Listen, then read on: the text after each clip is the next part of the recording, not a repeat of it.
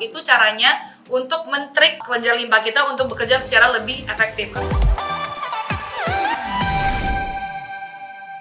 Hey guys, welcome back to Venus Talk. Jadi hari ini sesuai dengan judulnya, aku akan ngomongin soal kenapa sih seseorang itu harus facial, atau mungkin kenapa lebih baik facial at least sebulan sekali gitu. Jadi kalau misalkan kalian belum tahu, kulit kita itu pastinya kan akan beregenerasi nih setiap bulannya. Biasanya tuh sekitar 28 hari dia akan pelan-pelan mengelupas. Nah, emang sebenarnya bisa dibantu juga dengan skincare, dan aku pun nggak bilang kalian jangan pakai skincare dan juga cuma pergi ke facial aja. Cuman proses untuk sebuah skincare untuk kayak mengganti kulit kita dengan yang baru biar lebih aktif selnya tuh akan sedikit lama. Biasanya tuh 6-8 minggu. Sedangkan kalau misalkan kalian pergi facial, tentunya dengan orang-orang yang lebih berpengalaman, mereka tahu kulitnya gimana, udah gitu mereka tahu produk apa yang cocok, itu pastinya akan bisa ngebantu mempercepat proses kulit kita untuk mengelupas, atau mungkin kalau misalkan kalian pengen bersihin, deep cleansing segala macam juga pastinya lebih bagus. Jadi mungkin sekarang ini aku akan kasih beberapa poin ke kalian semua. Kira-kira apa aja sih alasan yang bisa kalian pertimbangkan untuk pergi facial?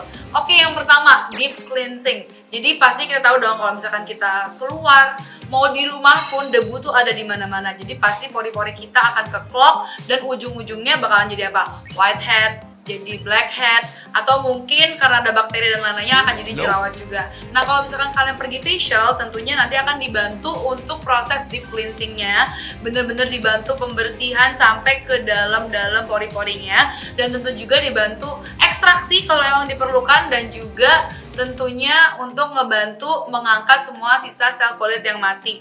Nah, kalau misalnya kalau kulit kalian tuh udah di prep nih, pori-porinya udah bersih, udah nggak ada blackhead, whitehead, dan kulitnya tuh udah dikelupas dan eksfoliasi dengan benar, pastinya kulit kalian tuh akan jadi lebih baik. Dalam artian kalian akan bisa menyerap skincare dengan lebih baik lagi. Karena apa? Pastinya skin barrier kalian kan terjaga. Terus kalian juga bisa meretain hidrasi di dalam kulit, jadi sehingga kulit tuh jadi lebih moist, lebih nggak kering, dan pastinya akan jadi lebih glowing dan juga akan jadi lebih cerah gitu.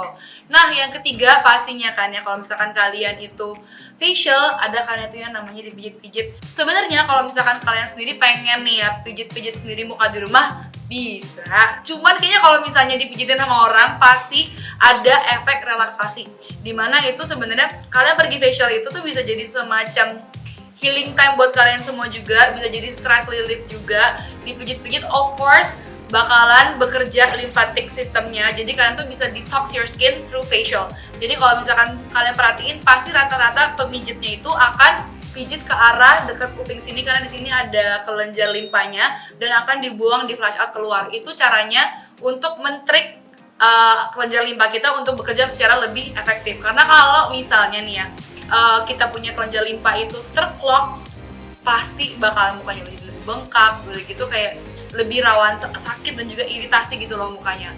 Kalau misalkan kalian facial, pasti kan terapisnya akan menyesuaikan produk yang dipakai dengan kondisi kulit kalian.